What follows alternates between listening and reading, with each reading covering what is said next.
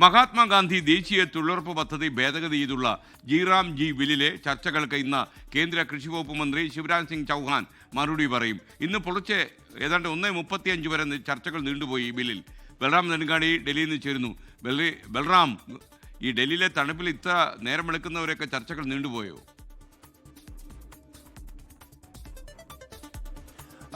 SKN തീർച്ചയായും ഏറെ കൗതുകകരം തന്നെയായിരുന്നു ഈ ജീറാം ജി ബില്ലുമായി ബന്ധപ്പെട്ടുള്ള ചർച്ചകൾ. ഇന്നലെ വൈകിട്ട് 5:45 ചർച്ച ആരംഭിച്ചപ്പോൾ അത് 10 മണിവരെ ചർച്ച നടത്താമെന്നായിരുന്നു തീരുമാനം ആയിരുന്നത്.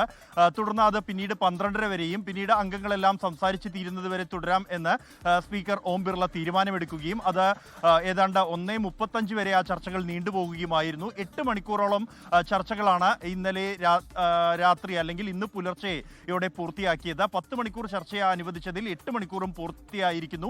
ഇന്ന് ചർച്ചകൾക്ക് കേന്ദ്ര കൃഷിമന്ത്രി ശിവരാജ് സിംഗ് ചൗഹാൻ മറുപടി പറയും. ഈ ചർച്ചകൾക്കിടെ അംഗങ്ങൾ കടുത്ത വിമർശനങ്ങൾ ഈ ബില്ലിനെതിരെ ഉന്നയിച്ചിരുന്നു. പ്രധാനമായും മഹാത്മാഗാന്ധിയുടെ പേര് ഈ ഒരു തൊഴിലുറപ്പ് പദ്ധതിയിൽ നിന്നും നീക്കുന്നതിനെതിരെ വിമർശനങ്ങൾ ഉയർന്നു. ഒപ്പം തന്നെ ഘടനാപരമായ ഗുരുതരമായ മാറ്റങ്ങൾ ഈ ബില്ലിൽ അവതരിപ്പിക്കുന്നത് അത് ഈ പദ്ധതിയുടെ സ്വഭാവത്തെ തന്നെ മാറ്റിക്കളയുമെന്നും തൊഴിൽ അവകാശം എന്നുള്ളത് കേന്ദ്ര സർക്കാർ പദ്ധതിയായി മാറും എന്നും ഒപ്പം തന്നെ 60ഓളം തൊഴിൽ ദിനങ്ങൾ ആ ദിവസങ്ങളിൽ തൊഴിൽ ചെയ്യാൻ പാടില്ല എന്ന നിഷ്കർഷ ഈ ബില്ലിൽ ഉള്ളതിന് ഉൾപ്പെടെ എതിർപ്പുകൾ ഉയർന്നിരുന്നു. എന്നാൽ ഇത് മഹാത്മാഗാന്ധിയുടെ സ്വപ്നങ്ങൾ സാക്ഷാത്കരിക്കാനുള്ള ബില്ല് എന്ന ആമുഖത്തോടെയാണ് ശിവരാജ് സിംഗ് ചൗഹാൻ ഈ ബില്ലിൽ അവതരിപ്പിച്ചത്. ഇന്ന് ബില്ല് വോട്ടെടുപ്പിന് വരുമോ അല്ലെങ്കിൽ അത് JPCക്ക് വിടുമോ എന്നുള്ളത് ഏറെ നിർണായകമാണ്. മന്ത്രിയുടെ മറുപടിക്ക് ശേഷം മാത്രമായിരിക്കും അക്കാര്യത്തിൽ വ്യക്തതയുണ്ടാവുക. അതേസമയം ഈ ബില്ലിനെതിരെ രാജ്യവ്യാപകമായ പ്രതിഷേധം ഇന്ന് അഖിലേന്ത്യാ കർഷക തൊഴിലാളി യൂണിയൻ പ്രഖ്യാപിച്ചിട്ടുണ്ട്.